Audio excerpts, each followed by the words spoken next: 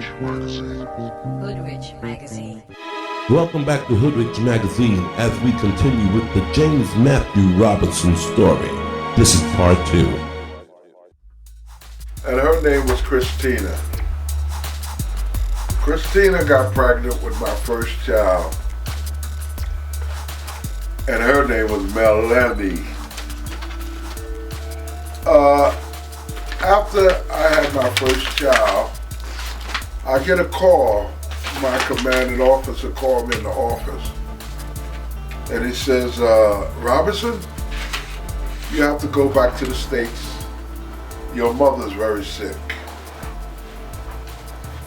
I was playing a basketball game and I said, I'll be in there in a minute, because I figured my mother just wanted to see me because I wasn't good at writing. He said, I think you better come now. When I went inside, I never dreamed that my mother was actually dead. But when I got back to the States and I knocked on the door and my sister came there and she was crying, I said, where mama? Where mama? She said, Barack, mama's dead. That was the most devastating time of my life. I just went crazy. Never imagined. My mother was only 39 years old. I was 19. And then I just reached out to do anything I thought to anybody that crossed my path. I set up a nightclub called the Conservative Gents.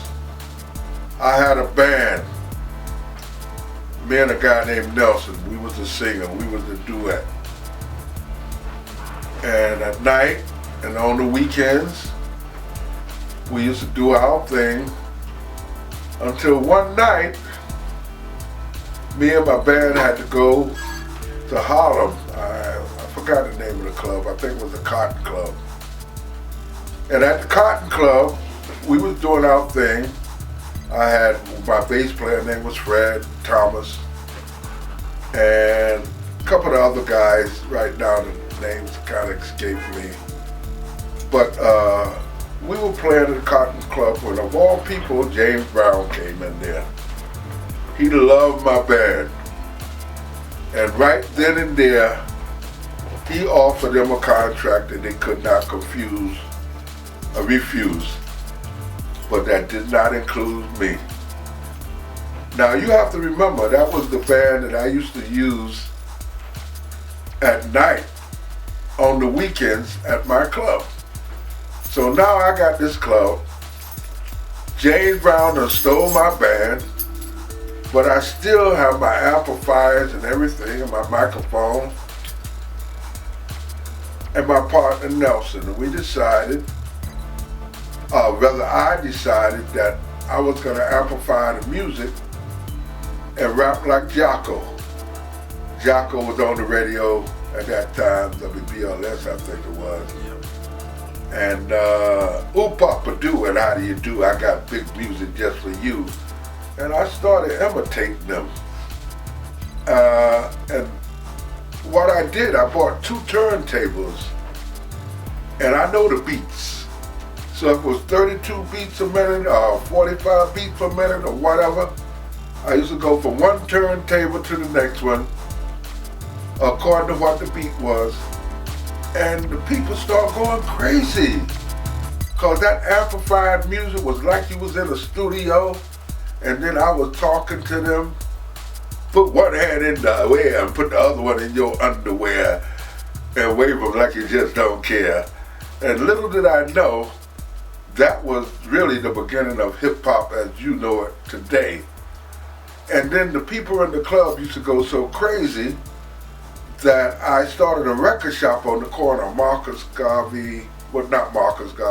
Reed Avenue, which is now Malcolm X, and DeKalb. I would sit the speakers outside amplify the music, and then the people on the bus stop waiting for the bus, they would skip their buses to party with that music. Then I had a couple kids. One name was Disco. I named him Disco. He was about 11 or 12 years old.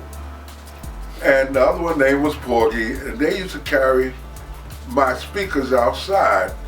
The one day they started calling me Godfather. Godfather, why don't we go to the park? You know, because the people are going crazy in the bus stop. Let's go to the park. And at that time, I was into it. So I said, okay, we'll go to the park. We started at 44 Park.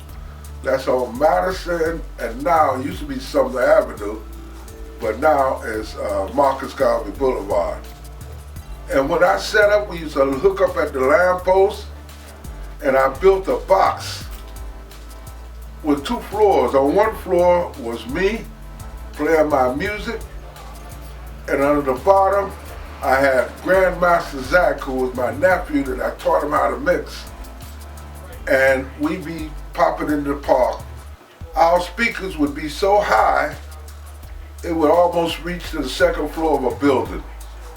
And the music would be resonating for blocks around, and people in the neighborhood said, that must be Godfather rock.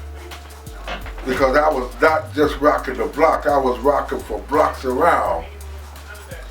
And from there, one day, one of the kids got shot.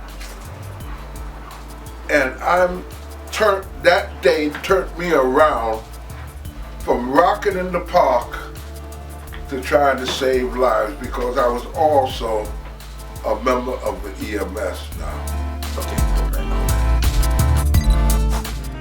Stay tuned for more of the James Mathew Robinson story right here on the Keys 107 HRM with J.R. Strongg.